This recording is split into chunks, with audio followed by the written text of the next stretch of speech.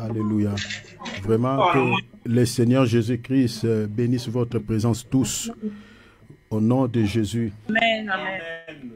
Amen. Amen. Parce que les temps auxquels nous vivons, mes bien-aimés, n'est plus à notre avantage. N'est plus à notre avantage. Pourquoi? Parce que par rapport aux prophéties bibliques, mes bien-aimés, nous sommes au dernier virage. Nous sommes au dernier virage.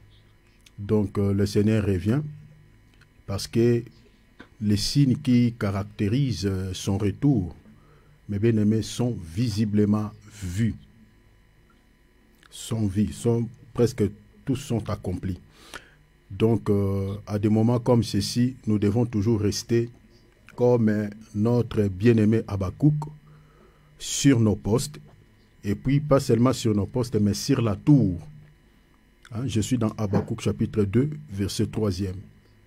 Donc restons sur nos postes, restons sur la tour. Vous voyez? Donc le poste, c'est-à-dire rester, comme le Seigneur disait à l'Israël, restez en place.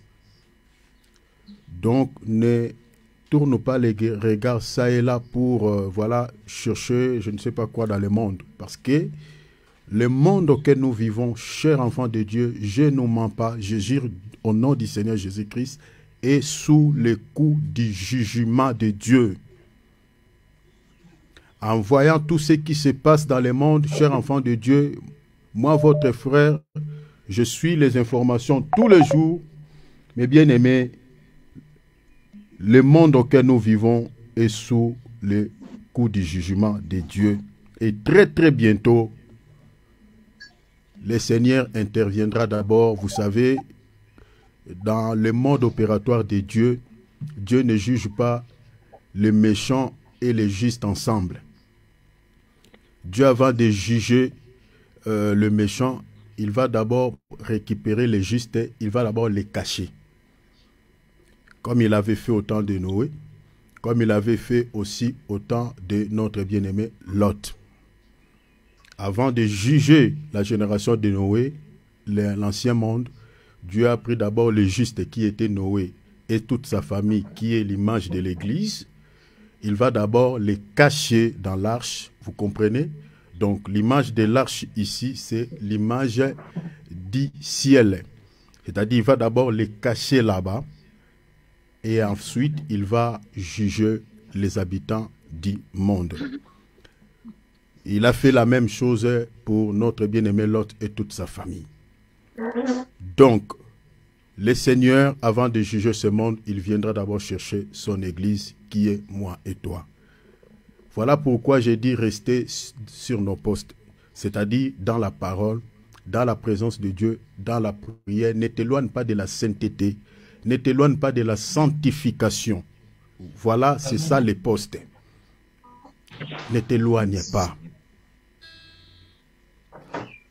Regardez au jour d'aujourd'hui, chers enfants de Dieu, les gens prient comme s'ils ne prient pas. Il n'y a plus la différence entre les païens et les enfants de Dieu, les chrétiens. Quand vous regardez seulement les tenues vestimentaires, vous regardez seulement les coiffures, vous regardez seulement le mode, il n'y a aucune différence. Nous vivons, mes bien-aimés, dans une époque où il y a la confusion totale. Il y a des enfants de Dieu qui viennent prier dans nos assemblées locales en portant des tenues comme des païens avec des coiffures bizarres. Ce sont des signes qui nous montrent que le péché atteint son comble. Et vous savez, mes bien-aimés, quand le péché atteint les zéniths, c'est maintenant le peuple doit faire l'exode. Rappelez-vous des enfants d'Israël. Le Seigneur a dit à Abraham, je descendrai à la 4e génération. Vous savez que le chiffre 4 parle souvent quand on parle de la 4e génération, on parle de Christ. Parce que Jésus a dit dans Exode 20, Dieu a dit, la malédiction commence du premier, vous comprenez, deuxième, troisième, jusqu'à la 4e génération, la malédiction s'arrête là. C'est-à-dire, quand on parle des 4 générations, vous savez, les 3 premiers ou les 3 premières générations parlent de la loi, les prophètes et les psaumes. Là, il y a la malédiction.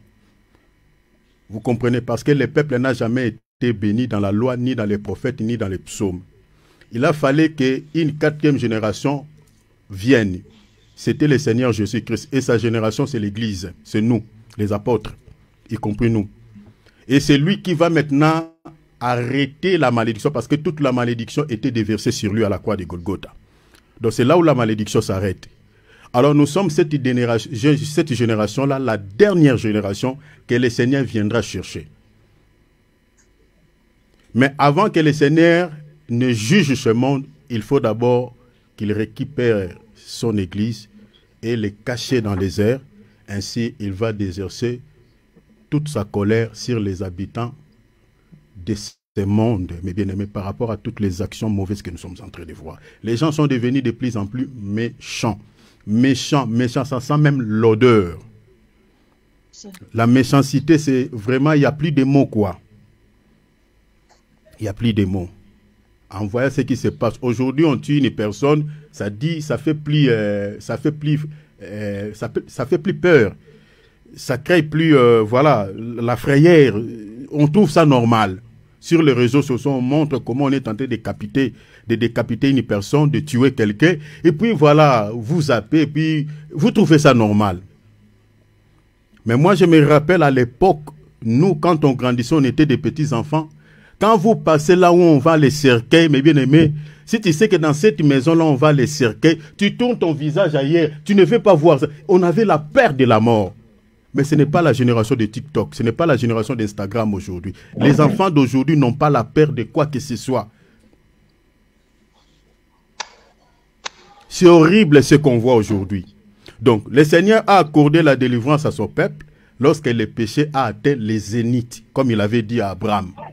Ainsi, l'Israël avait fait l'exode. Ça se fera pareillement, mes bien-aimés, avec notre génération. Comme nous sommes en train de voir, le péché atteint un point culminant. Et c'est pour cela que je nous mets toujours en garde. Faisons attention. Chers enfants de Dieu, je dis comme un prophète de Dieu.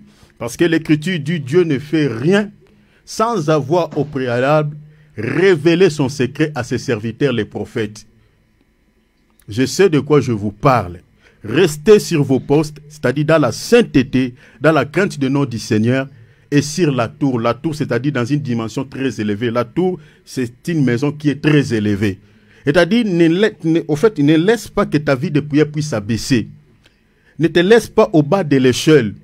Fais tous vos efforts de pouvoir toujours rester dans les hauteurs, dans une dimension spirituelle très, très élevée. Ayez une vie d'intimité avec Dieu. Prie même dans la douche, même quand tu laves, tu pries.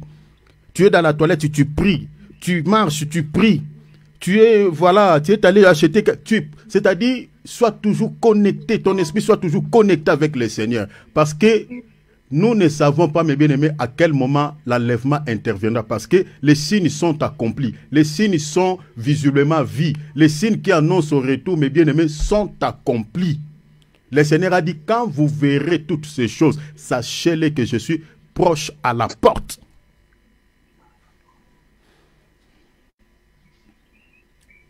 Je vous parle comme un prophète de Dieu. Je suis innocent de vos sangs. J'ai libéré ce que Dieu a mis dans mon cœur.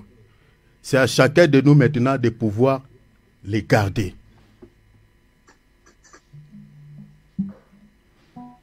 Nous allons chanter à l'honneur du Seigneur. Sois loué,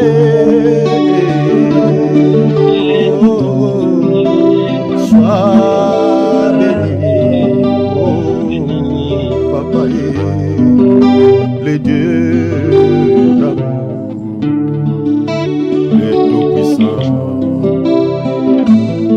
Gloire à toi, oh, sois loué, sois loué. L'évangile de Jean, chapitre 15, le verset 1er, vous pouvez lire même jusqu'au verset 11. Mais regardez, je vais paraphraser ce qui dit l'Écriture. Je vais lire les versets 1er, 2 et 6. Nous allons prier conformément de cette Écriture. Parce qu'une prière qui est soutenue par une promesse de Dieu, une prière qui est soutenue par les passages bibliques, c'est cette prière-là que Dieu écoute. Dieu n'écoute pas l'homme, mais il écoute sa parole. Si nous demandons des choses à Dieu ou nous faisons des déclarations au nom du Seigneur Jésus-Christ, cela doit être attaché ou soutenu par la parole de Dieu. Regarde ce qui dit la Bible dans Jean chapitre 15 à partir du verset 1er. Verset 1er, je vais sauter. Je suis le cep, je suis le vrai cep et mon père est le vigneron. Jésus ici, il se compare à l'arbre de la vigne. Il se compare au cep. Dans le verset 2, il dit, tout sarment qui est en moi, qui ne porte pas de fruits, il est retranche. Et tout sarment qui porte des fruits, il est monde, afin qu'il porte encore plus de fruits. Ici, Jésus, il parle qu'il est le cep, il est l'arbre de la vigne. Et il parle d'un côté des sarments. Des sarments, si vous voulez, c'est les étapes de la vigne. Mais regarde ce qu'il dit ici dans le verset 3. Il dit déjà, vous êtes pire à cause de la parole que je vous ai annoncée. Vous comprenez que la sanctification passe aussi par la parole. Dans le verset 4, il dit, demeurez en moi et je demeurerai en vous. Comme le sarment ne peut de lui-même porter du fruit s'il ne demeure attaché au cep. Ainsi, vous ne le pouvez non plus. Ainsi plutôt, s'il ne demeure attaché au cep, ainsi, vous ne le pouvez non plus si vous ne demeurez en moi. Selon cette écriture, Jésus est en train de nous comparer au sarment ou, si vous voulez, aux étapes de la vigne. Le Seigneur veut que, pour que nous portions des fruits, pour que nous ne séchions pas, il veut que nous puissions s'attacher. Comme je l'ai dit tout au début de notre temps de prière, le Seigneur veut que nous puissions s'accrocher à lui. Vous connaissez l'histoire de notre bien-aimée Naomi et Ruth. Il y avait Orpa et Ruth, deux belles filles de Naomi, qui la suivaient. Ici, j'aimerais vous dire directement dans la révélation, sans entrer dans les détails, prenez Naomi ici comme l'image du Seigneur Jésus-Christ. Naomi en tant que femme, parce que Jésus aussi est mort à la croix de Golgotha comme une femme. Parce que l'estimation du prix qu'on l'avait vendu, c'est l'estimation d'une femme, selon Lévitique chapitre 24. Mais les deux femmes ici, c'est l'image, je ne vais pas entrer dans la révélation pour parler de l'Israël et l'Église, mais prenons, c'est l'image des chrétiens qui suivent Jésus. Mais vous allez vous remarquer que, à cause des situations qui étaient arrivées dans la vie de notre sœur Naomi, à cause de la souffrance, à cause des épreuves, comme nous traversons avec Jésus. Nous sommes avec Jésus, nous marchons avec Jésus, mais des fois, mes bien-aimés, nous sommes accablés par des différents soucis de la vie. Des fois, on se demande est-ce qu'on est avec lui ou pas. Je ne me suis pas trompé de la religion ou pas. Des fois, il y a des questionnements. Mais on est avec Naomi que j'explique Jésus. Mais Orpa avait lâché Naomi. Orpa était retourné au pays de Moab, qui est l'image du monde. Elle est retournée vers ce Dieu. Mais Ruth plutôt n'avait pas abandonné Naomi, que j'explique Jésus. Ruth ici, c'est l'image d'un chrétien, malgré tout ce qui était arrivé dans la vie de Naomi, malgré les circonstances, malgré les épreuves, n'avait pas quitté Naomi. Elle s'était attachée à Naomi dans des moments de détresse. Mais regardez, c'est Naomi aussi qui était le canal de la bénédiction de Ruth. Chers enfants de Dieu, c'est pour nous dire que tant que nous attacherons, nous resterons toujours attachés à Jésus. Jésus, notre fin ne sera pas malheureuse plutôt, mais sera heureuse. La vie de Naomi, mes bien-aimés, au final, celle-ci avait reçu une vie heureuse par les biais de notre sœur Naomi. Jésus ici, il dit, si vous êtes attachés à moi, vous porterez beaucoup de fruits. Mais si vous êtes déconnecté de moi plutôt, vous allez sécher. Mais bien aimé, en dehors de Jésus, il n'y a pas la vie. Remarquez, quand on sépare l'arbre de la terre, l'arbre là séchera. Quand on sépare une étape de l'arbre, mes bien-aimés, de son tronc, cette étape-là séchera. Non, Jésus est notre vie. Ici, je parle de la vie d'abord, de la vie éternelle. Restons attachés à Jésus. Parce que dans le verset 6, Jésus dit, « Si quelqu'un ne demeure pas à moi, il est jeté dehors. Comme les sarments, il les sèche. Puis on ramasse les sarments, on les jette au feu et ils brillent. » Vous comprenez déjà ici la notion du feu. On parlait du lac du feu dans Apocalypse chapitre 20, verset 15. Si nous sommes détachés de Jésus, nous allons sécher. Ne regardons pas la souffrance que nous sommes en train de traverser actuellement avec Naomi, parce que Naomi, elle est devenue malheureuse. Elle semble être malheureuse. Alors que le nom de Naomi veut dire celui qui est heureuse. Celui qui a l'abondance. Mais il y avait quelque chose d'ambiguïté dans la vie de cette sœur. C'est comme si elle était malheureuse. Alors qu'il y avait quelque chose de bien, une richesse qui était cachée en Naomi. C'est ça Jésus. On est avec Jésus, mais nous sommes comme des malheureux. Alors que nous sommes riches, nous sommes à côté de quelqu'un qui est riche, qui peut nous faire énormément du bien. Restons attachés à lui, il est notre vie, il est tout pour nous. Amen. Voici la requête, demande à Jésus. Advienne que pourra. Sois têtu sur le plan spirituel. Même si on te dit quoi que ce soit, dis comme Jacob avait dit à Dieu, je te laisserai point d'aller jusqu'à ce que tu m'aies béni. Restez fidèle attaché à Jésus, que ce soit dans des moments des épreuves, dans des moments difficiles. Dis Jésus en pleurant même. Là, ça te fait mal. Là, tu te sens très mal. Mais Seigneur, je t'aime. Cette souffrance, cette maladie, cette circonstance ne me séparera pas de toi. Tu es à moi, je suis à toi. Je suis ta femme, tu es mon mari. C'est pour les meilleurs et pour les pires. Prions notre Dieu. J'ai l'assurance d'être sauvé depuis que Jésus vit dans mon cœur la vie éternelle qu'il m'a donnée. Je suis à lui à perpétuité. J'ai l'assurance, oh quelle victoire, ma condamnation est effacée. Oh Jésus à moi, puisque la vie jamais, je ne saurais te remercier. Qui me séparera de l'amour de Jésus? Ni nudité, ni tribulation,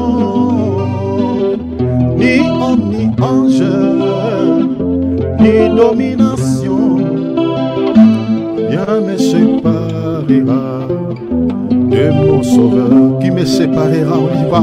Qui me séparera de l'amour de Jésus? Ni nudité, oh, ni tribulation, ni homme, ni ange, ni domination, rien me séparera de mon sauveur. Rien me séparera de mon sauveur. Rien me séparera de mon sauveur. Rien ne peut nous séparer de lui. Rien me séparera de mon Seigneur. Rien me séparera de mon sauveur. Rien me séparera de mon papa. Ni la maladie, ni la pauvreté, oh, ni la famine, ni les chômages, oh, rien ne séparera de mon Seigneur, rien ne séparera de mon papa, rien ne séparera de mon Seigneur, rien ne peut nous séparer de lui. Rien ne nous séparera du Seigneur Jésus. Rien ne peut nous détacher de lui. Ni les choses présentes, ni les choses à venir. Ni les anges, ni les dominations. Ni la mort, ni la vie ne peut nous séparer de l'amour de Jésus. Nous l'aimons dans les bons, même dans les mauvais jours. Nous continuerons à lui dire, Seigneur, nous t'aimons. Car il est écrit, tu aimeras le Seigneur, ton Dieu, de tout ton cœur, de toute ton âme, de toute ta pensée, de toute ta force. Tu aimeras le Seigneur. Nous continuerons à l'aimer. Gloire à Dieu. Merci, Père. Rien ne me séparera de mon Seigneur. Rien ne me séparera de mon Sauveur.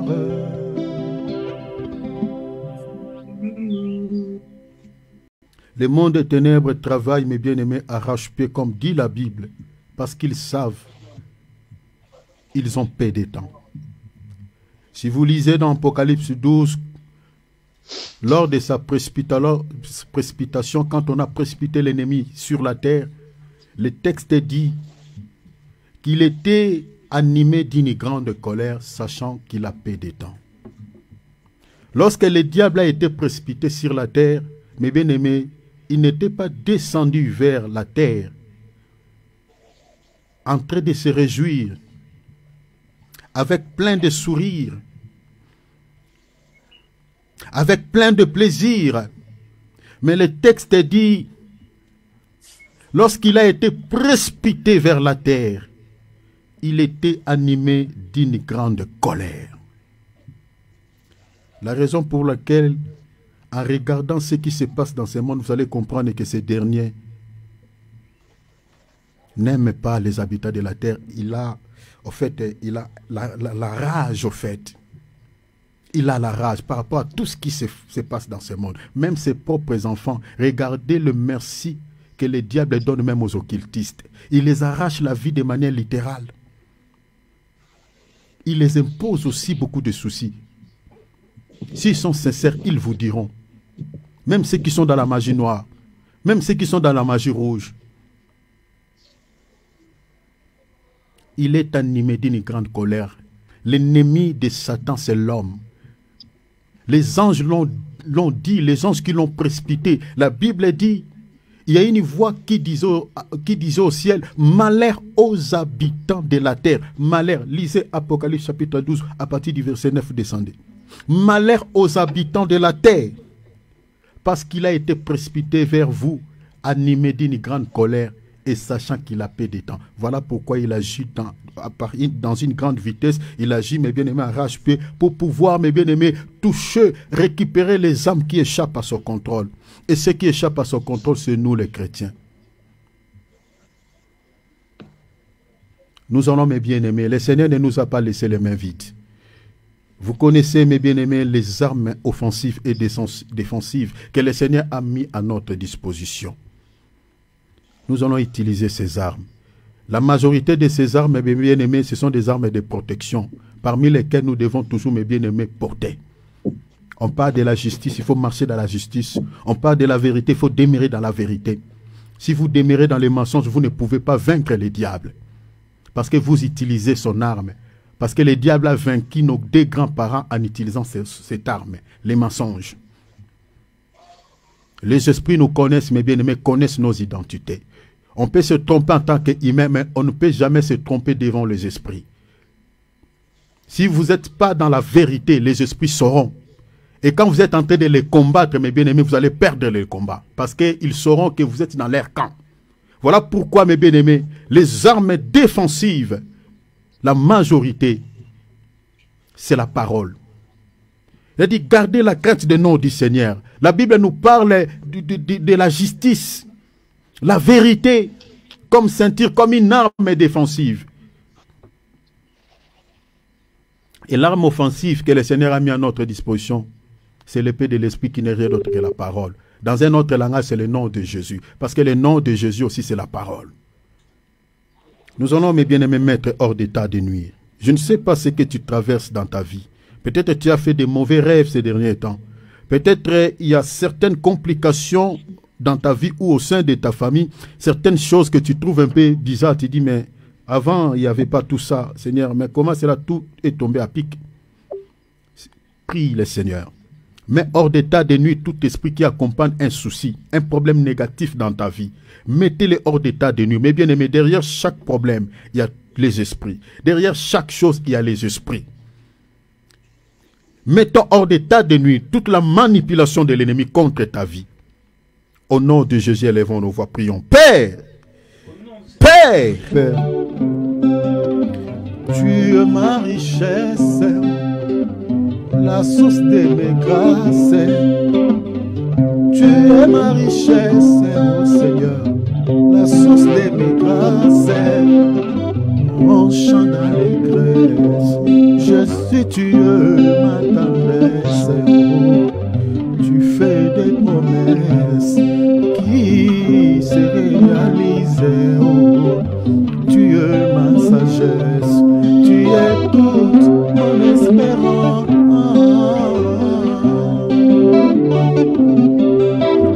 Tu es ma richesse, oh Seigneur, la source de mes grâces. Tu es ma richesse, oh Papa, la source de mes grâces.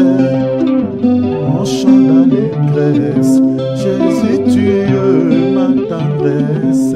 Oh, tu fais des promesses qui se réalisent. Oh, tu es ma sagesse, tu es toute mon espérance.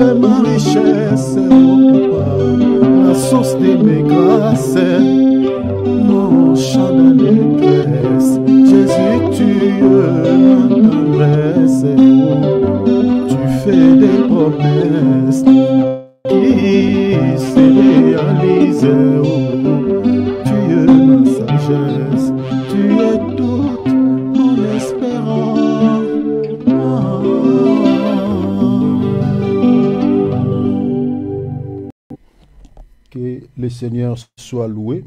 Nous sommes en train de continuer sur cette thématique que nous avions commencé il y a déjà bien de jours. Donc, nous sommes en train d'aller petit à petit vers la fin. Et je crois, aujourd'hui, au samedi, samedi, nous allons mettre un point-virgule sur un faux pas peut ruiner tout son avenir sur le plan physique. Ainsi, nous allons partager aussi sur cette même thématique dans la dimension spirituelle. On parlera de ces choses, de ce thème dans la dimension aussi spirituelle. Alors, là, nous sommes attelés sur les derniers sous-points, le 8e point. Nous sommes en train de partager sur le bien mal acquis. Le bien mal acquis. Je crois que hier, j'avais expliqué pas mal de choses par rapport à cela. Et aujourd'hui, j'ajouterai encore d'autres choses pour que nous puissions être encore une fois de plus édifiés. Alors, j'avais tantôt dit que le bien mal acquis s'applique à différents domaines de la vie.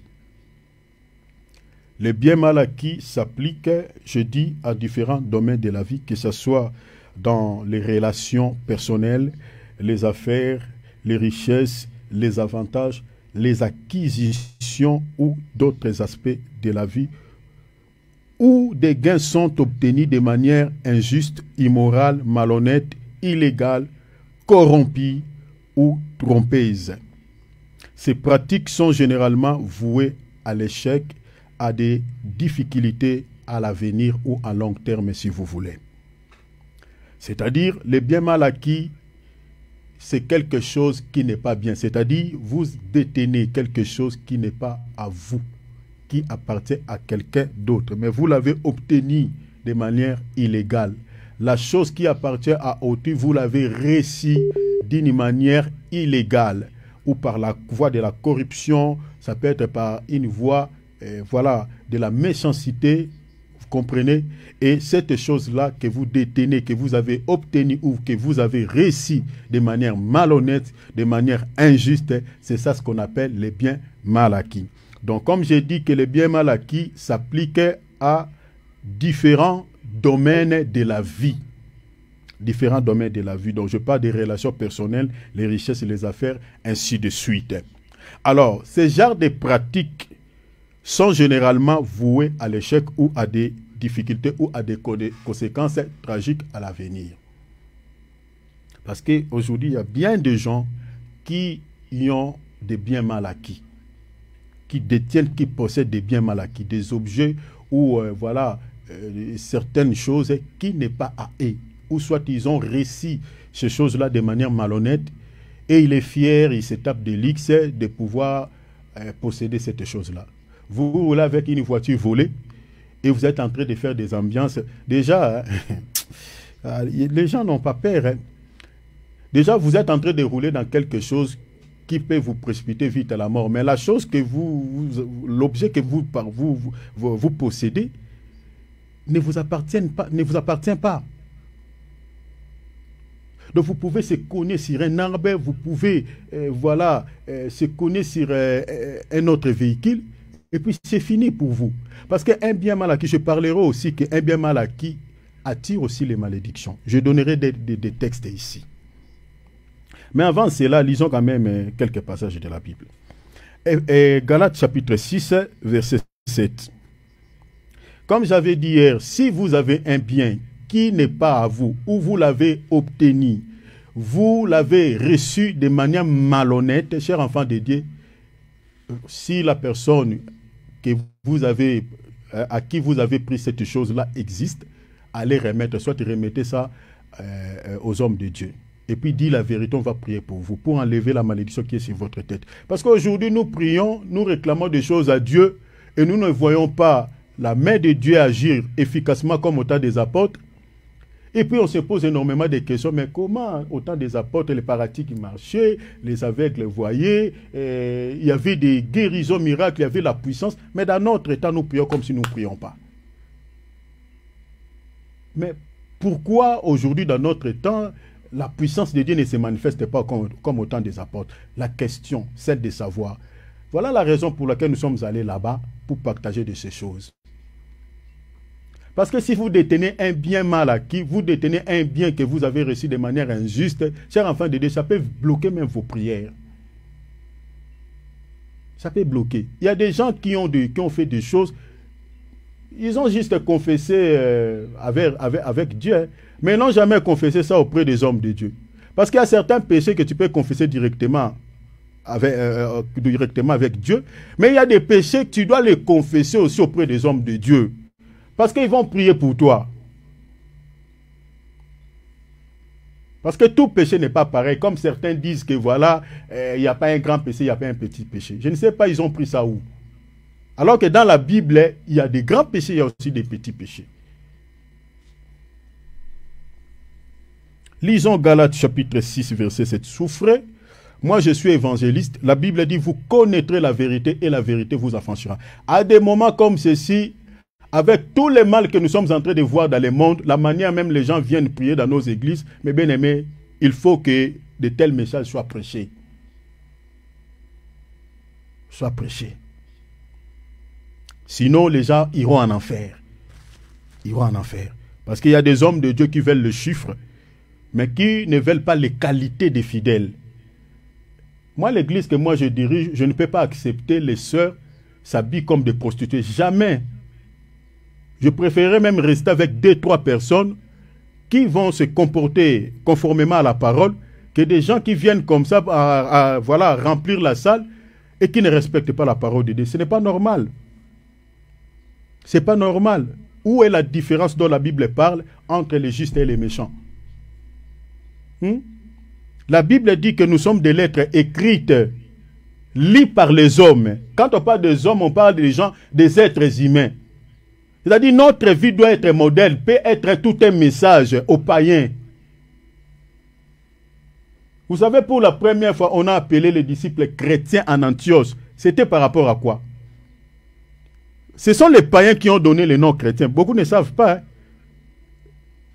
Le nom chrétien, chrétien là, le nom là, ces noms là, chrétiens, ne viennent pas de Dieu, ne viennent pas des chrétiens, hein, des disciples de Christ, mais viennent des païens. C'était en grec, Christophe, c'est-à-dire comme Christ. Les païens ont remarqué chez les disciples du Seigneur, parce que, vous savez, comme il y avait des persécutions à Jérusalem, il y a bien des disciples, des enfants de Dieu qui étaient dispersés à travers le monde. Alors, une partie qui était partie se réfugier en Antioche, leur manière de vivre, parce que malgré l'état qu'ils traversaient la persécution, ces gens n'avaient pas régné la foi. Là où même ils étaient partis là-bas, c'est pour ça que je suis désolé pour certains chrétiens qui, je parle ici surtout des gens qui viennent se réfugier en Europe et immigrer en Europe. Il y a certains que j'avais entendus ici, il était pasteur au Congo, Kinshasa, il était pasteur serviteur de Dieu chez eux là-bas dans leur pays, mais en venant en Europe ici, la personne est devenue païen. Comment expliquer? Est-ce qu'un léopard, si on les ramène ici en Europe, il va changer sa peau? Hein? Toi, tu étais enfant de Dieu là-bas, mais ici, comment tu es devenu païen? À cause de quoi? À cause du vin, la nourriture ou quoi? Pareil aussi à un chrétien qui est ici en Europe, qui est en France. Maintenant, quand il va quitter son milieu, il va en Afrique, et là-bas, il perd la vie chrétienne. Mais ce n'est pas normal. Et ce n'est pas normal. Mais contrairement aux disciples de Christ, ils ont fui la persécution à Jérusalem. Ils sont allés se réfugier dans un pays étranger. Mais ils ont gardé leurs vêtements propres. Et c'est comme ça les gens qui les voyaient, les païens qui les voyaient, ils ont compris, ils ont vu que ces gens ne marchent pas comme nous, ne vivent pas comme nous. Nous sommes dans l'impudicité, nous sommes dans des histoires, mais ils s'abstiennent de ces choses-là. C'est comme ça qu'on leur avait surnommé Christophe, comme Christ. Parce qu'il y a des gens en Antioche, hein, de vieux, qui avaient vu Jésus physiquement, qui connaissaient Jésus physiquement. C'est comme ça qu'on a surnommé le mot chrétien est né à partir des comportements de ces disciples qui avaient fui la persécution en Antioche. Donc, nous sommes des lettres écrites, lues par les hommes. C'est-à-dire ton comportement, ton attitude, ta manière de vivre peut pousser certaines personnes qui nous voient, pousser certains, je parle de nous tous, certaines personnes qui nous regardent, de pouvoir accepter aussi Jésus, de pouvoir aussi suivre notre Dieu. Mais chacun de nous maintenant doit s'examiner. Est-ce que ton comportement, ta manière de vivre, ton caractère, ton attitude peut influencer les gens dans ton parage, dans ton entourage, de suivre ton Dieu, d'accepter Jésus-Christ dans leur vie comme Seigneur et Sauveur? Toi-même, tu as la réponse. Galates 6, verset 7. Ne vous y trompez pas. On ne se moque pas de Dieu. Ce qu'un homme aura sémé, il le moissonnera aussi. Ici, l'apôtre Paul, pour parler du bien ou du mal, il a pris une illustration, vous comprenez, de la semaille et de la récolte. Donc, la pensée de l'apôtre Paul ici, ce n'est pas de pouvoir parler de la semaille physique, hein, les grains, comme voilà, vous prenez les grains des légumes, voilà, et vous allez s'aimer, vous comprenez? Non, il ne parlait pas de cette semaille. Mais il a pris juste cette illustration, comme je nous avais dit que le monde auquel nous vivons, mes bien-aimés, est dirigé par des principes divins que Dieu a déjà mis en place. Donc si vous respectez ces principes divins que Dieu a déjà placés, vous vivrez la main de Dieu d'une manière ou d'une autre. Mais si vous marchez en encontre de ces principes, vous aurez aussi des sanctions de la part de Dieu à désobéissant par rapport à ces principes, à ces règles. Alors, l'apôtre Paul, il voulait donner un enseignement, une prédication aux chrétiens de Galatie. Il a pris cette illustration et il dit, ne vous y trompez pas, Galatie. C'est qu'on ne se moque pas de Dieu. C'est qu'un homme aura sémé, il les moissonnera aussi. Donc, la sémaille, ici, j'ai dit tantôt que l'apôtre Paul parle d'un acte qui peut être un acte bien ou un acte mauvais. Remplacez ça par la sémence. Je vous donne aussi un autre témoin. Lisons encore dans Galates, toujours chapitre 6, verset 9. Vous allez comprendre qu'il parle du bien et du mal. C'est ça ce que l'apôtre Paul appelle sémence. Donc quand on fait un bien, en d'autres termes, vous avez sémé. Quand on fait aussi un acte mauvais, un mal, c'est-à-dire tu as sémé aussi. Regarde ce qu'il dit, Galates toujours, chapitre 6, verset 9. Il dit, ne nous lassons pas de faire les biens. Soulignez, les biens. Soulignez les biens.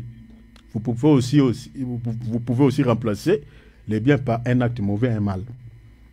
Car nous moissonnerons. Oh. Au lieu de dire, parler de sémence, comment quelqu'un qui peut faire les biens, il peut aussi moissonner? C'est-à-dire, quand on sème, on moissonne. Mais ici, vous comprenez la pensée de l'apôtre. C'est-à-dire, celui qui est en train de faire les biens, en réalité, il est en train de s'aimer parce qu'au temps convenable, il va moissonner. Il dit, nous moissonnerons au temps convenable si nous ne relâchons pas. Donc, une personne qui est en train de poser un acte de bien, selon cette écriture, il sème. Est-ce que vous avez vu ça? Il sème. Et pour ça, je nous ai dit, tout le temps que nous sommes en train de partager ici, mes bien-aimés, il y a des principes qui dirigent le monde. Et personne ne peut s'échapper à ces principes qui a été déjà mis en place par Dieu lui-même. Que tu sois chrétien ou païen, comme je nous avais donné les exemples ici, la parole que Dieu avait libérée depuis Genèse chapitre 3, que c'est à la sueur de ton front que tu mangeras du pain. Cette parole-là, c'est une parole que Dieu a libérée, ça ne change pas. L'apôtre Paul aussi exhorte les Thessaloniques, il dit, si vous ne travaillez pas, vous n'allez pas manger. Celui qui ne travaille pas, ne mangez pas. Donc ce n'est pas d'être chrétien ou d'être païen, non. Tu sois chrétien ou païen, ce principe est là. C'est-à-dire, si tu veux manger, si tu as besoin de la nourriture, la première des choses que tu dois faire, tu dois trouver du travail. Parce que c'est le travail qui va te procurer, vous comprenez, la nourriture. C'est un principe divin. Ce n'est pas à force de prier que tu auras du pain. La manne ne tombera pas. Il faut entrer dans les principes et par rapport à ce principe que tu auras la nourriture. C'est pareil avec ce que l'apôtre Paul dit ici. Il a pris un principe qui existe déjà, de la semaille et de la moisson. Les païens aussi sèment, ils récoltent. Hein? Parlons même de la semaille et de la moisson en termes physiques. Si vous semez les manguiers, vous prenez les noyaux là, les noyaux de la mangue, vous semez.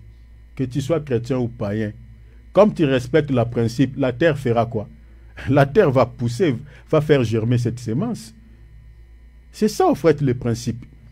Donc, ici, maintenant, l'apôtre Paul a pris ce même principe que le cultivateur utilise pour parler maintenant des choses spirituelles par rapport aux actes que nous posons dans la vie. Par rapport à ce que nous faisons dans la vie. Ça soit mal, ça soit bien ou mal. Voilà ce qu'il dit ici. Ne nous laissons pas faire les biens. Car nous moissons. Oh, c'est-à-dire quand on fait les biens, vous avez en réalité semé. Parce qu'il dit, nous moissonnerons au temps convenable si nous ne relâchons pas. Il dit, quand tu poses un acte de bien, quand tu poses une bonne action, en réalité, ce que tu as fait là, dans la spiritualité, tu as semé. Rappelez-vous de toutes les personnes qui ont posé de bonnes actions dans la Bible. Vous savez, Ézéchias, Dieu a dit à Ézéchias, puisque tu as posé cet acte, puisque tu as fait ça, tu vas mourir. Ézéchias, il a prié, il a dit, Seigneur, souviens-toi de moi. Regarde tout ce que j'ai fait ça pour toi, j'ai fait ça pour l'Israël, j'ai fait ça, j'ai fait ça. Le Seigneur s'est souvenu, il dit, mais celui-ci, c'est quelqu'un qui est entré dans les principes, qui a déjà posé des bons actes, qui a déjà fait des choses qui sont bien, qui sont bonnes. Le Seigneur s'est souvenu de lui. Regardez même notre bien-aimé Corneille, comme j'avais dit. Les biens qu'il faisait dans la vie des pauvres, il avait récolté. Regardez notre bien-aimé Tabitha, les biens qu'il avait fait dans la vie des pauvres, elle avait récolté. Vous voyez cela? Donc c'est-à-dire, mes bien-aimés, quand nous sommes en train de faire du bien, parce qu'il y a des gens qui sont fatigués de faire du bien, qui se sont arrêtés à cause quoi? À cause de l'ingratitude des hommes, à cause de l'ingratitude des gens. Parce que les gens, c'est-à-dire les gens qu'on avait rendu peut-être les services, au lieu peut-être en retour d'être reconnaissant, d'être reconnaissant envers ces gens, avec les gens qui l'ont aidé, ces gens-là, ils ont manifesté l'ingratitude envers les personnes qui les ont aidés. Et certaines personnes se sont découragées, disent, mais ça ne sert à rien, je ne vais plus continuer à faire les biens. Parce qu'on aide, on fait les biens, mais regarde ce que les gens me donnent comme merci. L'ingratitude. Cher enfant de Dieu, si tu es chrétien, tu es enfant de Dieu. La Bible nous dit quoi? Ne faut jamais relâcher, ne faut jamais abandonner de faire les biens. Parce que c'est lui qui va te rendre c'est bien le bien que tu as fait. Ce n'est pas cette personne-là. Parce que quand tu poses un acte de bien, en réalité, tu as semé. Tu es condamné à récolter.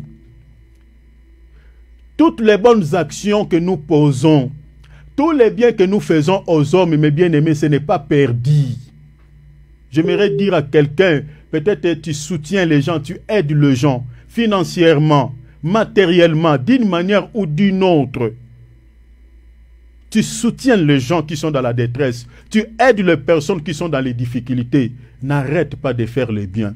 Même s'il y a parmi tant d'autres qui t'ont rendu peut-être, qui ont manifesté peut-être l'ingratitude, qui n'ont pas reconnu les biens que tu les as faits, cher enfant de Dieu, n'arrêtez pas de faire les biens parce que tu as semé.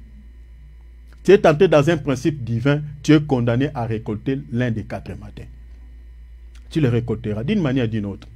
Comme je nous avais donné l'exemple ici de Corneille. Les pauvres là que les Corneille aidaient, les pauvres n'avaient rien à donner en retour à Corneille. N'avaient rien. Mais comme Corneille avait semé, il a récolté selon les principes divins. D'une manière ou d'une autre, il avait récolté. Notre bien-aimé Tabitha, les biens qu'elle faisait dans la vie de ces veuves, ce ne sont pas ces veuves-là qui l'ont rendu ces biens. Tabitha a été décédée.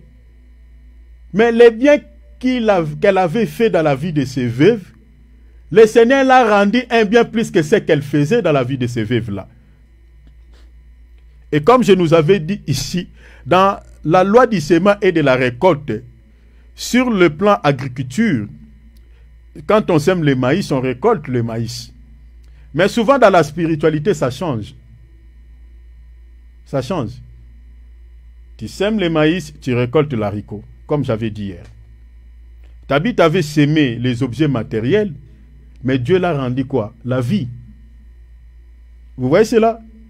Tu ne sais pas ce que Dieu va te rendre comme récompense par rapport au bien que tu fais dans la vie des gens. Tu ne sais pas ce que le Seigneur va t'accorder comme récompense. Ce que tu vas moissonner à un temps convenable. Voilà pourquoi n'arrête pas. S'il y a des gens qui t'ont déçu par rapport à leur comportement, qui ont manifesté envers toi l'ingratitude, ne punis pas certaines personnes que tu aides. Continue à faire les biens. Vous savez, dans la Bible, mes bien-aimés, les dons sont distribués. Parce qu'il y a des gens qui se limitent seulement aux dons de révélation, aux dons de puissance, et ainsi de suite. Mais certaines personnes oublient les dons qui sont mentionnés dans Romains 12. La libéralité, la compassion, c'est un don. C'est un don. Il y a des gens qui ont le don de compassion. Il y a des gens qui ont le don de libéralité. C'est Dieu qui les donne. Il y a certaines personnes, voilà, qui se sont... certaines personnes, je prends l'exemple de quelqu'un qui aide, mais après avoir reçu des déceptions, de l'ingratitude de la part des gens qui l'aidaient, la personne s'est décidée et dit, je ne vais plus aider. Je ne vais plus aider, mais il n'arrive pas à s'arrêter, mais il continue toujours à aider. C'est ça. En fait, c'est un don. Il y a des gens qui ont ce don de compassion pour les gens. Il y a des gens qui ont le don de libéralité. Tout le monde n'a pas ces dons.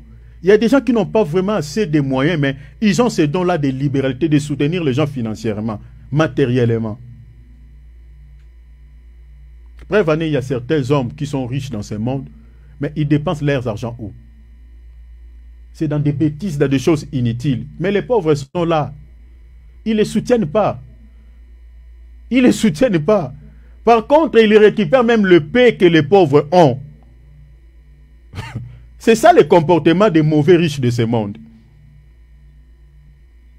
Mais certaines personnes qui ont seulement le peu, mais ils ont ces dons-là, cette grâce-là. En fait, c'est cette capacité, parce qu'un don, c'est une capacité que Dieu a distribuée à une catégorie spécifique de gens. Qui ont ça? Mais, ça, l'apôtre Paul, il a parlé en termes de biens. Que nous ne laissons pas de faire les biens, car nous moissonnerons. Donc, les biens est un sémence. Quand on fait un bien, c'est un sémence. Mais, ça peut être aussi un mal. Ça peut être aussi un mal. Donc, quand vous posez un mauvais acte, quand vous êtes en train de faire le mal, en réalité, vous s'aimez aussi. Et qu'est-ce que vous allez récolter? Vous comprenez? Regardez ce que la Bible dit dans Psaume 34, verset 14. Évitez le mal et faites le bien. Recherche et poursuivre la paix. Pourquoi le Seigneur nous dit ici d'éviter le mal? Parce que c'est une sémence. Quand vous êtes en train de faire le mal, vous avez sémé, vous allez les récolter. Chers enfants de Dieu, je peux vous fournir plusieurs exemples de gens qui ont fait du mal dans ce monde. Et comment est-ce qu'ils ont fini leur vie? Comment est-ce qu'ils sont, donc au final, mes bien-aimés, ils ont été peut-être accablés par des différents soucis. Comme je nous avais donné l'exemple des gens que nous connaissons dans ce monde, les tyrans que nous connaissons, les dictateurs de ce monde. Vous connaissez leur fin. Staline, voilà, tous ces tyrans. Toutes ces personnes qui ont fait le mal à ce monde. Mais bien, c'est pour ça que je suis désolé, même les dictateurs que nous avons aujourd'hui, qui font le mal, c'est que le président rwandais fait au Congo. Aujourd'hui, il a 65 ans. Je vis là-bas, donc il a encore postulé pour le mois de juillet. Mais regarde tous ces 12 millions que ces messieurs ont tués, des innocents,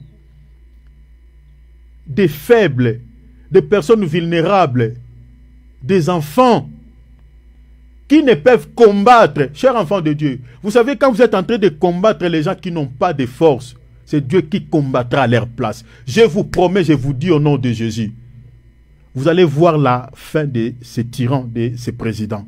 Il va finir mal. Regardez comment le président Mobutu a fini sa vie. Regardez. Il n'y a pas d'avenir à celui qui fait le mal. Il n'y a pas d'avenir. Je lis la Bible. La Bible dit il n'y a point d'avenir pour celui qui fait le mal. Mon frère, ma soeur, arrêtez de faire le mal. Arrêtez de faire le mal aux gens. Tu es dans la sorcellerie. Avec cette petite magie, tu es en train de nuire dans la vie des gens. Arrête. Tu finiras mal. Tu finiras mal.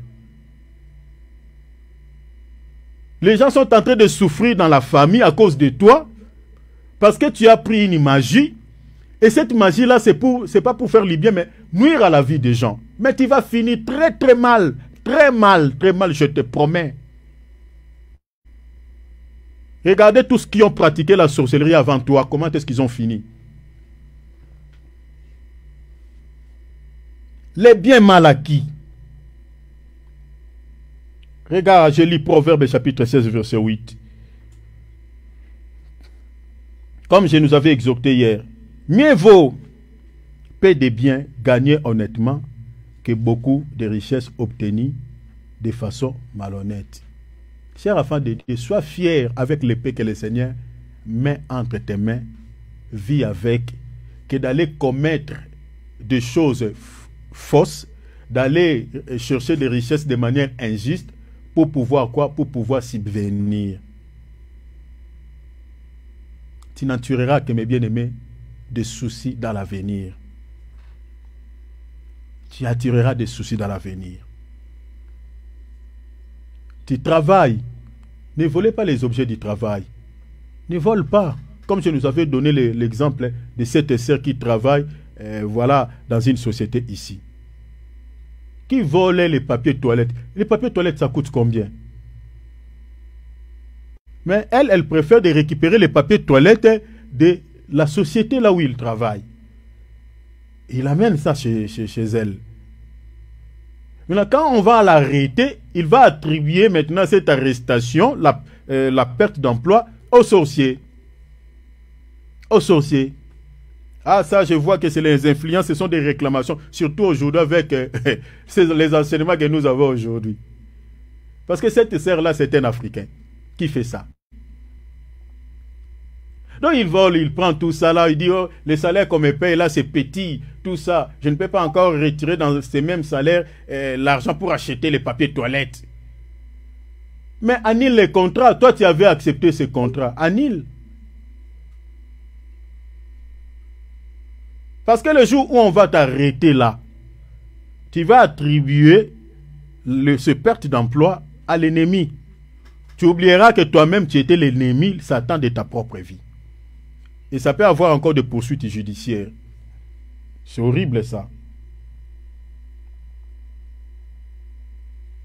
Une richesse, de l'argent ou des biens acquis de manière malhonnête ou injuste attire toujours une malédiction. Retenez ça, une malédiction sur la vie de la personne et sur sa famille, sur sa maison, sur sa descendance. Je répète. J'ai dit ceci, une richesse, de l'argent ou des biens acquis de manière malhonnête ou injuste attire toujours une malédiction sur la vie de la personne et sur sa maison ou sur sa famille ou sur sa descendance. Je vais vous donner quelques exemples dans la Bible. Lisons d'abord. Proverbe chapitre 15, verset 27. Celui qui cherche les gains déshonnêtes, la Bible dit quoi? trouble sa maison. Vous pouvez remplacer la maison même par la famille. Trouble sa maison ou sa famille. Mais celui qui est les cadeaux, vous pouvez remplacer les cadeaux ici même par la corruption, par quelque chose insiste. La Bible dit quoi? Celui qui est ou qui déteste les cadeaux vivra. Vivra. Donc ces versets ici s'appliquent à différents domaines de la vie. S'appliquent à différents domaines de la vie. Vous voyez ici, il y a quelqu'un qui a fait le mal, qui a pris quelque chose à autrui, qui a accepté un gain déshonnête, qui a récupéré quelque chose qui n'est pas à lui. Lui-même, il subira les conséquences de l'acte qu'il a posé. La Bible dit même sa maison, même sa famille. Alors que ce n'est pas la famille qui a posé cet acte. Vous voyez les dangers des biens mal acquis. Comme je nous avais donné les exemples ici, les gens qui ont récupéré les parcelles de leurs frères, ils ont chassé les enfants de leurs frères. Ça s'est répandu en Afrique, précisément chez nous au Congo là-bas. Un monsieur qui a acheté par exemple sa parcelle pour lui et pour sa famille. Mais après sa mort, la famille vient et dit non, c'est la parcelle de notre frère. Vous n'avez pas droit à cette parcelle. On chasse la femme, on chasse les enfants. Et vous allez voir les grands frères ou les petits frères du défunt. Il va vivre là-bas, lui, sa femme et ses enfants. C'est eux qui doivent maintenant devenir les propriétaires de cette parcelle. Et les défunts qui avaient acheté cette parcelle, pour sa femme, pour ses enfants, et il commence maintenant à souffrir dans la vie. Tu ne seras jamais heureux. Si tu m'écoutes, remets cette parcelle à cette famille, aux enfants du défunt. Remets. Sinon, toi et ta famille et tes enfants, vous êtes sous le coup de la malédiction. Ce n'est pas moi, c'est la Bible. Regarde Proverbe chapitre 26. Verset 2. La Bible dit ici, comme l'oiseau s'échappe, comme l'hirondelle s'envole, regarde, ainsi la malédiction sans cause n'a point d'effet. Vous voyez cela? La malédiction sans cause n'a pas d'effet. Mais maintenant la malédiction qui a une cause, si la cause existe, si la cause est là, vous détenez un bien mal acquis. Quand cette personne-là est en train de pleurer dans sa vie, comme je nous avais dit ici, il y a des gens qu'on a escroqué beaucoup d'argent, une grosse somme d'argent. Le monsieur là qui vit en Londres, par exemple, que je nous avais parlé ici. Plus de 30 000 $, il a récupéré entre les mains des gens. Une telle personne, mes bien-aimés, il se promène avec c'est-à-dire le conteneur de malédiction. Lui et sa famille, même ses enfants vont les subir. Parce que vous détenez quelque chose, vous avez pris un dévoué par interdit. Donc vous êtes en train, il y a des gens qui pleurent à cause de leur argent. Il y a des gens qui pleurent. Donc, s'il y a la cause, c'est-à-dire les paroles qu'on est en train de libérer même de loin, parce que la malédiction est comparée selon la Bible comme des traits enflammés, comme des flèches. Laisse-moi nous dire, chers enfants de Dieu, ici, je vais sortir un peu, un tout petit, mais je suis toujours dans les messages, un peu dans les messages. Vous savez, sur les plans spirituels, si tu veux vaincre, chers enfants de Dieu, cherchez toujours à être propre. Quand je dis être propre, n'allez pas se laver dans la douche. Non. Hein? Tu vas te laver, tu te dis, ah, j'étais sorti, je suis sale. Je vais me rendre dans la douche, me laver, être propre avant de prier. Parce qu'on nous avait enseigné comme ça. Non. La propreté dont je parle, ce n'est pas ça. Être propre, c'est-à-dire être innocent. Vous comprenez? Être innocent. Innocent en quoi? C'est-à-dire tu n'as pas de problème de compte à rendre avec les gens. Tu n'as pas de compte à rendre. Là, quand tu vas prier, ta prière aura de l'efficacité. Sur le plan spirituel, tu peux combattre et vaincre. Mais si tu as des comptes à rendre avec les gens là peuvent, s'ils sont des gens qui sont dans des histoires occultes, ils peuvent libérer juste des paroles de loin et ces paroles-là t'atteindront.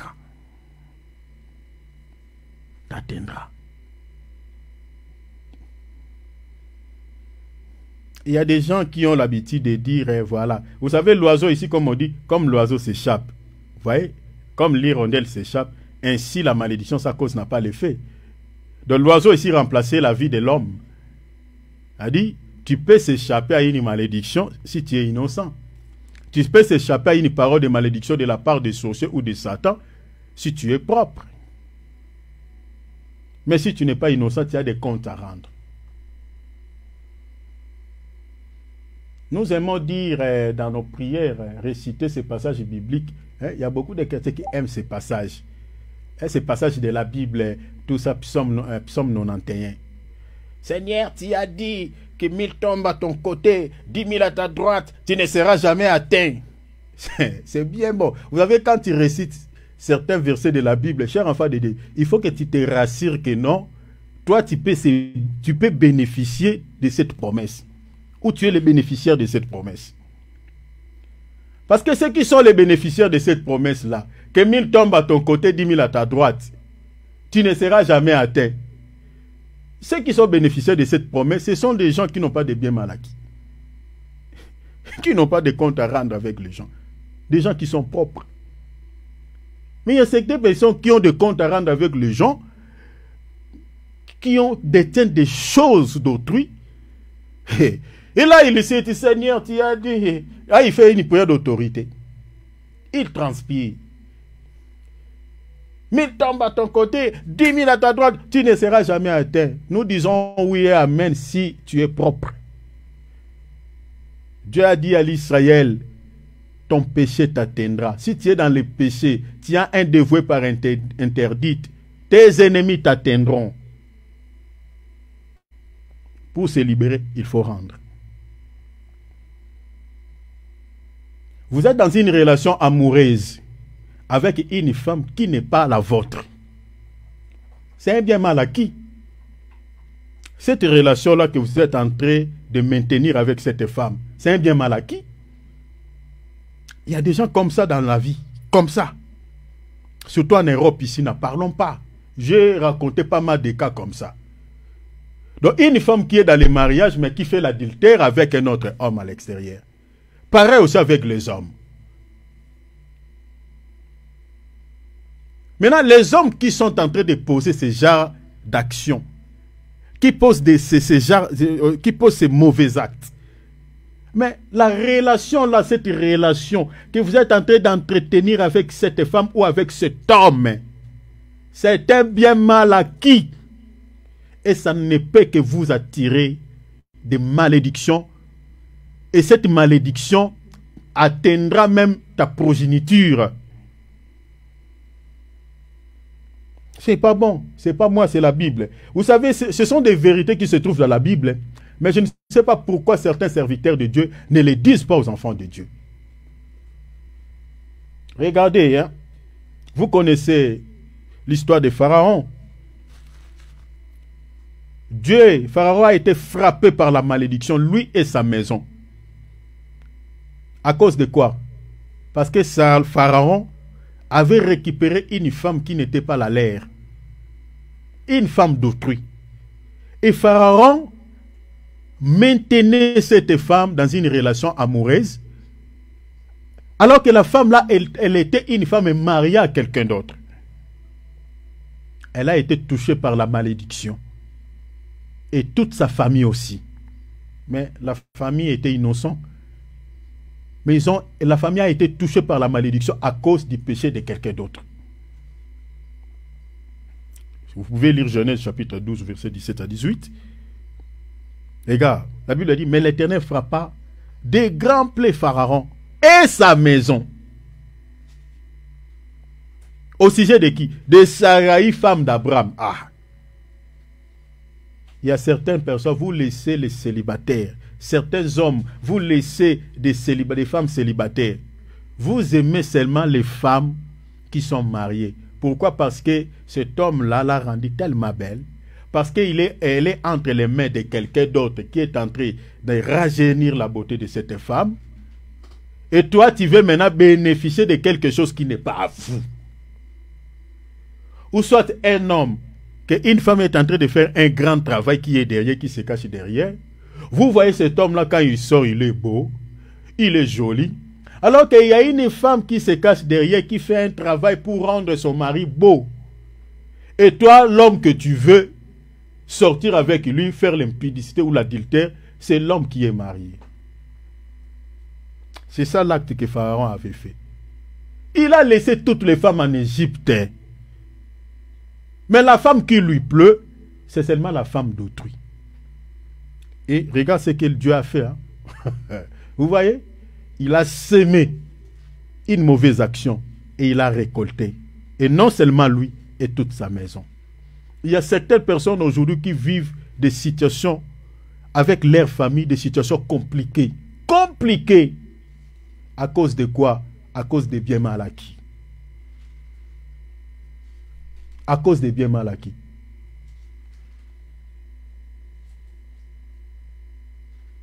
Regardez ce monsieur qui était innocent. Abimelech. Il voulait aussi tomber dans les mêmes actes que Pharaon. Mais ce dernier, comme il était innocent, il n'a pas été touché par la malédiction. Vous pouvez lire Genèse 20 à partir du verset 3. Il a réclamé son innocence aux yeux de Dieu. Et Dieu a regardé et dit, oui, je sais que tu es innocent, tu as agi avec des mains pures. Mais ce n'est pas le cas pour Pharaon. Aujourd'hui, tu exerces le commerce. L'argent que tu as commencé à faire le commerce, tu as réussi ça comment? Tu es en couple avec un homme ou avec une femme. Comment est-ce que tu as réussi cet homme?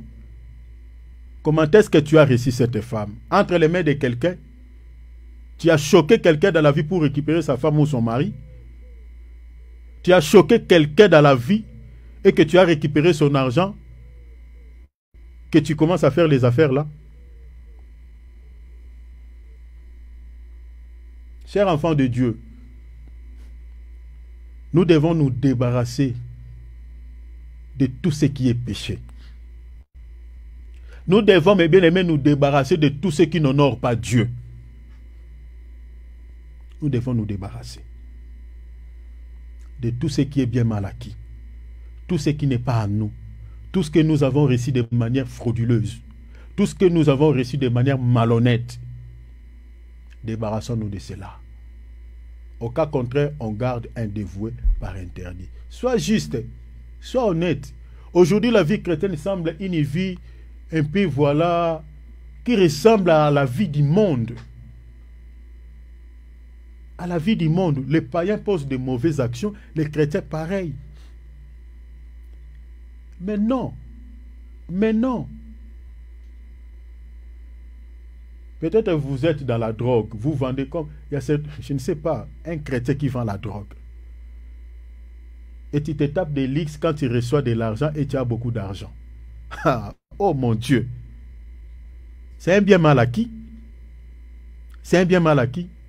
Tu as détruit la vie des gens avec la drogue pour recevoir cet argent. Prenons le cas de tous ces corrupteurs que nous avons dans nos partis politiques, que ce soit en Europe, en Afrique. Parlons un peu de l'Afrique. En Europe, ils font quand même des petits trucs. Mais parlons un peu de en Afrique. Des mauvais dirigeants que nous avons. On les retrouve dans la corruption, dans des détournements de fonds publics, de grosses sommes d'argent. Ils détournent des fonds publics, de grosses sommes d'argent au détriment de la vie de la population. Le peuple souffre. Il y a des populations qui n'ont pas quelque chose à mettre sous la dent. Mes bien-aimés, je parle ici à mes bien-aimés qui sont en France, qui sont en Suisse. Vous savez, si vous allez dans certains coins de l'Afrique, chers enfants de Dieu, si vous n'avez pas le cœur, vous allez couler les larmes. Vous allez pleurer. Vous allez pleurer comme si vous êtes en deuil. Mais si vous regardez la vie de certains politiciens bien-aimés, ils ont une vie tellement magnifique, une vie rose. Ils roulent carrosse. Leurs enfants n'étudient pas dans les écoles qui sont en Afrique. Ils étudient souvent en étranger, aux États-Unis, en France. C'est eux-mêmes qui payent les frais. Ils ont une vie. Mais comment est-ce qu'ils ont réussi cette vie-là? Par la voie de la corruption, par des voies injustes. Dans mon pays, il y a certains qui sont poursuivis même par la justice. Ils corrompent même le juge. Ce sont des familles qui sont sous le coup de la malédiction, commençant par leur papa. Et pour ça, vous voyez qu'il y a beaucoup de pays, que ce soit en Asie aussi, il y a pareil, qui n'avancent pas à cause de quoi? À cause de ça. Parce que si vous avez mis à la tête de votre pays, quelqu'un qui dirige votre pays, ça peut être gouverneur, ministre, tout ça. Si c'est quelqu'un déjà qui est sous le coup de la malédiction, vous entendez quoi de bien vis-à-vis de cet homme? C'est quelqu'un qui est maudit. C'est pour ça que nous devons prier Dieu qui nous donne des dirigeants qui sont propres. Quelqu'un qui a fait des détournements d'argent. La population est en train de souffrir. Regardez ce que Dieu dit. C'est horrible. Regarde ce qu'il dit à Moïse. Je suis dans Exode chapitre 18. Si vous avez un frère, vous avez quelqu'un qui travaille dans le gouvernement de votre pays, et qu'il est riche, et que vous ne connaissez pas les sources de sa richesse, mais bien aimé, il faut lui demander et lui dire la vérité. S'il est dans la corruption, mais bien aimé, il est dans la malédiction. Même ses enfants sont dans la malédiction. Comme on a vu ici dans la Bible. Regarde ce que Dieu dit dans Exode 18, verset 21. Choisis parmi tous les peuples des hommes capables, craignant Dieu. Il dit, choisis parmi les peuples des hommes capables. Regardez ce que Dieu dit. Des hommes capables, craignant Dieu. La Bible dit quoi? Des hommes intègres. En d'autres termes, des hommes honnêtes. Des hommes intègres. Ennemis de la cupidité. Vous voyez, dans la traduction Osterval, on dit haïssant les gains déshonnêtes. Vous comprenez? Dans la traduction française courant, on dit aimant la vérité et incorruptible. Vous voyez? On parle de la corruption. Donc des gens incorruptibles. Des gens qui n'aiment pas la corruption. Mais maintenant, des gens là que l'Éternel est en train de dire qu'on doit choisir. Qu'est-ce qu'ils vont exercer comme service? La Bible dit quoi? Établis-le sur eux comme chef. Vous voyez? Je m'arrête là. Donc, regardez ici, avant d'établir un chef, le Seigneur donne des critères. Il donne des critères. Il doit être quelqu'un qui s'éloigne de la corruption. Quelqu'un qui craint Dieu. Quelqu'un qui s'éloigne de la cupidité, qui n'a pas dans son cœur l'amour de l'argent. Donc, c'est-à-dire, si nous voulons avoir des bons chefs dans nos institutions, il faut que nous prions. Il faut que nous prions. Mais regarde tous les chefs que nous avons aujourd'hui.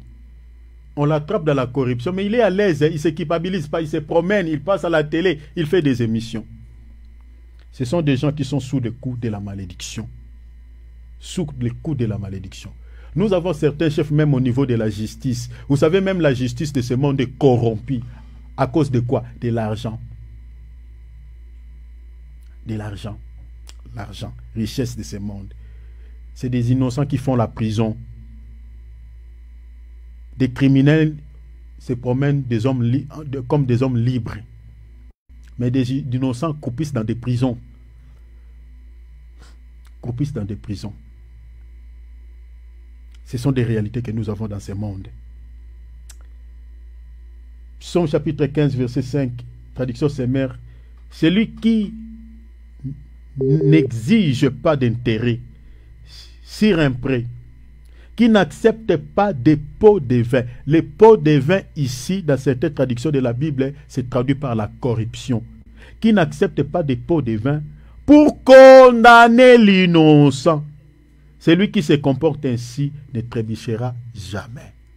Vous voyez ce que Dieu dit? C'est une parole que Dieu a libérée. Nos juges sont maudits. Tous les juges qui acceptent la corruption, les pots de vin, sont maudits. Ils ont condamné des innocents. Si vous allez dans des prisons, même ici en Europe, ce sont des innocents qui accomplissent la prison. Ce sont des innocents qui sont dans la souffrance. Il avait eu un problème avec quelqu'un qui avait des moyens. Celui qui avait des moyens, il a mis des paquets en jeu, il a donné au magistrat, il a donné au juge. On l'a laissé à l'homme libre alors que c'est lui le criminel. Et on a mis l'innocent, l'accusé, on l'a mis dans la prison.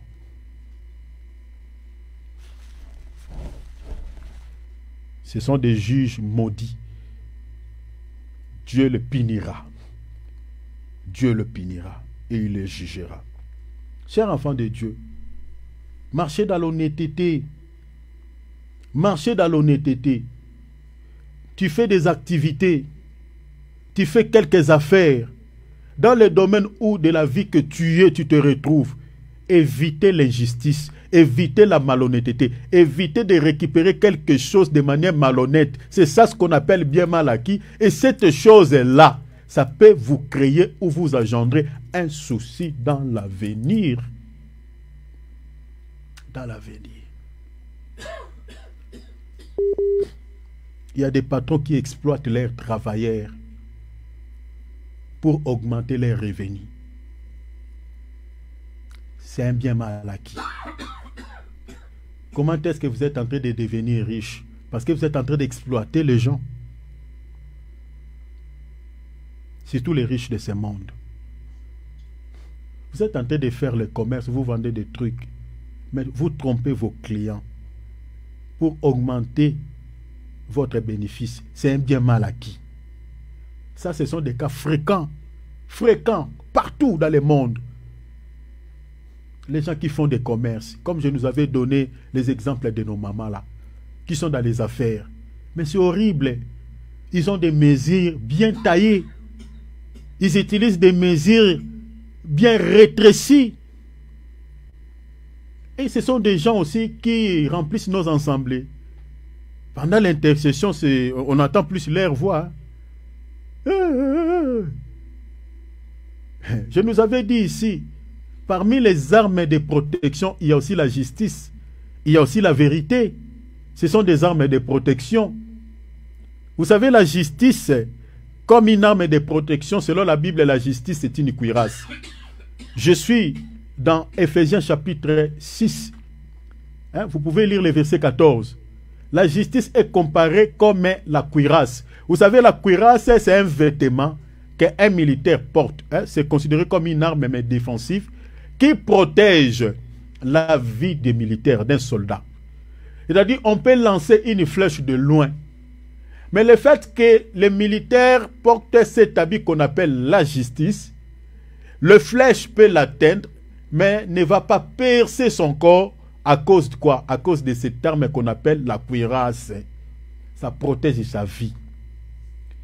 Mais malheureusement, vous savez, dans la Bible, il y a un roi qui a été touché par la flèche parce qu'il avait porté une cuirasse qui avait un défaut. C'est-à-dire la flèche l'avait touché par le défaut de la cuirasse. Sa cuirasse avait un défaut. C'est pareil comme beaucoup de chrétiens aujourd'hui qui ont des cuirasses, mais leurs cuirasses ont un défaut. Donc c'est-à-dire l'ennemi peut bien les cibler et les flèches peuvent les toucher par les défauts de la cuirasse. Parce que si vous ne demeurez pas dans la justice, vous êtes dans la malhonnêteté. Vous avez une cuirasse, mais cette cuirasse-là a un défaut. C'est-à-dire si l'ennemi vous cible, les flèches peuvent vous atteindre. Comme le cas de ce roi Akab. Je suis dans 1 Roi chapitre 22. Vous avez des balances fausses. Vous êtes dans les magouilles pour pouvoir bénéficier d'un gain injuste. Il y a certaines personnes, même dans les milieux de travail, ils nuisent à la vie de certains personnel de certains travailleurs pour avoir une promotion, pour tirer plus de faveurs peut-être aux supérieurs hiérarchiques. Mais ce que vous êtes en train de faire là, vous êtes en train de poser un acte qu'on appelle un bien mal acquis, parce que même si on vous donne cette promotion-là, vous l'avez reçue comment? La confiance qu'on est en train de vous donner par vos supérieurs, vous l'avez reçue comment? En nuisant sur la vie de certains personnels, au détriment ou au dépens de la vie des personnes que vous travaillez avec eux.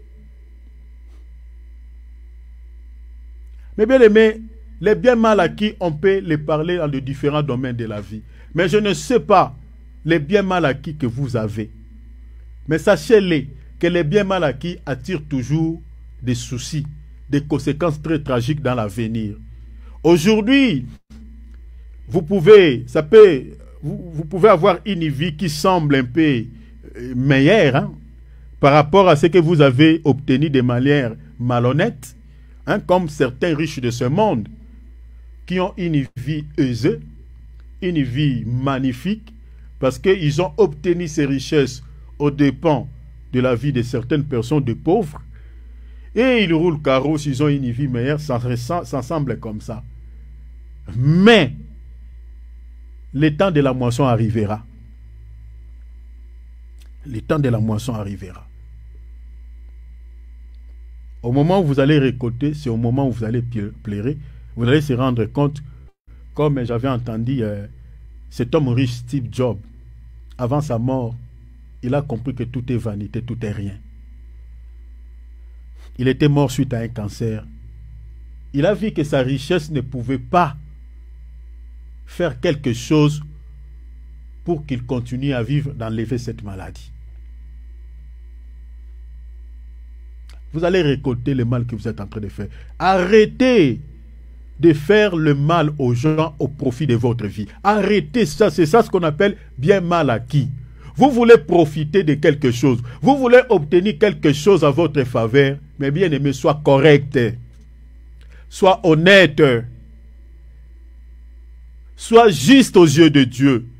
Parce que l'acte que vous êtes en train de poser, si cela est bien, vous allez récolter aussi dans l'avenir quelque chose de bien. Mais si cela est mauvais, vous êtes en train de nuire dans la vie de certaines personnes. Vous êtes en train de créer des soucis dans la vie des gens pour que vous ayez une vie bonne, vous ayez des richesses, vous obtenez peut-être des objets matériels. Chers enfants de Dieu, c'est ça ce qu'on appelle les biens mal acquis. Et cela vous attirera beaucoup de soucis dans l'avenir. Pratiquons les biens, faisons les biens. Parce que, comme l'apôtre Paul l'a dit, nous allons récolter au temps convenable de bonnes choses. Marchons honnêtement aux yeux de Dieu. Soyons des hommes honnêtes. Ne tombez pas amoureux d'une femme qui est mariée. Ne tombez pas amoureux d'un homme qui est marié. Cette relation-là, c'était bien mal acquis. Ne volez pas l'argent d'autrui, c'est un bien mal acquis. Ne prenez pas quelque chose qui ne vous appartient pas. C'est un bien mal acquis.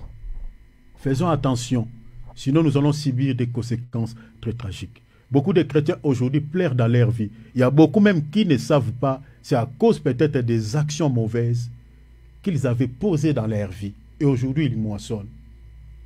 Faisons attention, faisons attention. Ce message n'est pas venu pour nous condamner, mais pour nous redresser, nous remettre sur les rails, sur les droits chemins. Et là, Dieu va nous bénir. Je vais lire les derniers passages et nous allons s'arrêter là. Je vais lire la dernière écriture et je vais mettre un point virgule là. Proverbe chapitre 2, versets 6 à 9. Je lis dans la traduction Parole de vie 2017. Et oui, c'est le Seigneur qui donne la sagesse, la science et l'intelligence viennent de lui. Verset 7. Il aide les gens droits. Dans un autre langage, les gens honnêtes. Ceux qui se conduisent honnêtement. Il les protège comme un bouclier et il garde les personnes qui respectaient les lois. Les lois ici remplacent ça aux lois divines. Comme je nous ai dit, les lois, ce sont des principes divins que Dieu a déjà placés. Il veille sur les chemins de ses amis fidèles. Rappelez-vous, dans Jean chapitre 15, verset 13, le Seigneur dit, il nous appelle plus disciples, mais nous sommes devenus ses amis. Mais nous sommes amis à Christ. À quel moment? Du moment où si nous respectons ce qu'il nous dit. Hein? Lisez Jean chapitre 15, verset 13 à 14. Le Seigneur dit, il n'y a pas de plus grand amour que de donner sa vie pour ses amis. Il dit, vous êtes mes amis si vous faites ce que je vous commande. Si tu veux être ami de Jésus, comme notre sœur a chanté, mon meilleur ami, Jésus mon meilleur ami, mon ingana.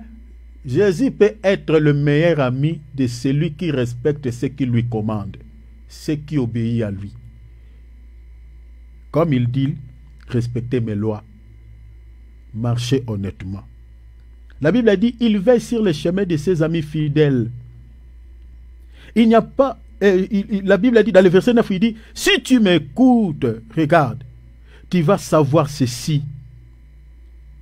Hein? Regarde ce qu'il dit. Si tu m'écoutes, tu vas savoir ceci. Être juste. Ah, vous voyez? Être juste. Respecte les lois, les principes divins. Fouillez les biens mal acquis. Marchez dans l'honnêteté. Il dit respecte mes lois et être honnête. C'est le chemin qui conduit au bonheur. Ah, vous voyez les vrais bonheurs. Vous voyez les vrais bonheurs. Les vrais bonheurs, mes bien-aimés, c'est lorsque tu es dans la justice, lorsque tu respectes le principe divin, les lois de Dieu, lorsque tu marches honnête, tu es sur le chemin, mes bien-aimés, la Bible dit, qui conduit au bonheur. Le bonheur, ce n'est pas d'abord avoir toutes les richesses de ce monde. Le peu que vous avez, si vous avez acquis cette richesse ou cet argent de manière honnête, mes bien-aimés, tu es plus que même celui qui a des millions, qui a des milliards, mais réussit cela de manière illicite, de manière illégale, de manière malhonnête. Tu es heureux plus que ces gens-là, aux yeux de Dieu. Et puis une personne qui respecte ce que Dieu dit, le texte dit qu'il a droit à la protection de Dieu. Vous voyez cela? C'est ça. Je suis dans le verset 7, verset 8. Le verset 7, il dit, et il aide les gens droits, ceux qui se conduisent honnêtement. La Bible dit, il les protège comme un bouclier. Donc, c'est-à-dire, une personne malhonnête n'a pas droit à la protection divine. Dieu ne les protège pas. Vous voyez certains chrétiens, ils dorment la nuit, tout ça, on vient lui trangler les coups. Moi, si je suis ton pasteur, en tout cas, peut-être avant de prier pour toi, je dois d'abord te demander, comment tu es? Tu avais prié d'abord. Oh oui, pasteur, j'avais prié. Ok, mais comment il arrive que quelqu'un qui vient t'étrangler la nuit, le coup? Je vais te poser quand même les questions. Peut-être que tu as un bien mal acquis. Tu ne marches pas dans l'honnêteté. C'est important. Parce qu'un chrétien qui est honnête, qui marche dans la droiture, la Bible dit quoi? Dieu le protège. C'est ça ce qu'il dit la Bible. Dieu le protège. Mais comment toi tu n'as pas reçu la protection de Dieu? Comment tu n'as pas bénéficié de cette sécurité de Dieu? Comment les malins te touchent? Ça étonne quand même. Vous voyez cela? Donc mes bien-aimés, c'est notre gain, c'est notre bénéfice. Lorsque nous respectons Dieu, lorsque nous marchons dans une vie de justice, lorsque nous appliquons la parole de Dieu, les principes que Dieu a mis à notre disposition, nous appliquons ces principes divins. Mais bien aimés, Dieu nous protège sur le plan spirituel. L'ennemi nous cherchera, ne nous atteindra pas. Là, tu peux réciter ce qui dit, cette promesse de Psaume chapitre 91, verset 10, verset 9, verset 10. Que 1000 tombent à ton côté, 10 000 à toi, tu ne seras jamais atteint. Parce que tu es protégé par Dieu. Tu marches dans la droiture, tu marches dans l'honnêteté.